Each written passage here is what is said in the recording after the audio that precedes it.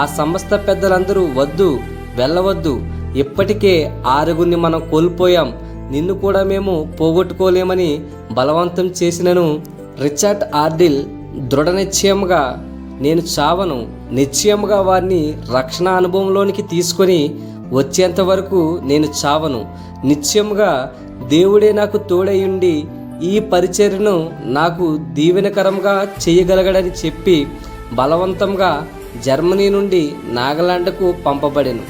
పూర్వము పంపబడిన 6గురు చంపబడిన విధానంను గమనించినప్పుడు అడవి మనుషులకు తెల్లగా ఉండిన మిషనరీలను చూడగానే ఇదేదో క్రొత్త జంతువు అనుకొని ప్రాణంతోనే చీల్చుకొని చంపి తినియున్నారు. దీన్ని జ్ఞాపికతో ఉంచుకున్న ఆర్టిల్ ఆ అడవిలోనికి మంచి రాత్రి జామున ప్రవేశించి ఒక చెట్టు మీద కూర్చుండి 2-3 రోజులు వారి చర్యలను పరిశీలిస్తూ వచ్చాడు. వారి కంటపడిన ప్రతి జీవిని కొట్టి చంపి పచ్చిగానే తింటూ వస్తుండగా గమనించిన రిచర్డ్ ఆర్టిల్ తెల్లగా ఉంటున్న తన దేహమును నల్లని రంగులోనికి వేసుకొని ఆ మనుషులను పోలి దిగంబరిగా సంచరిస్తూ వారిలో ఒక్కడైపోయాడు.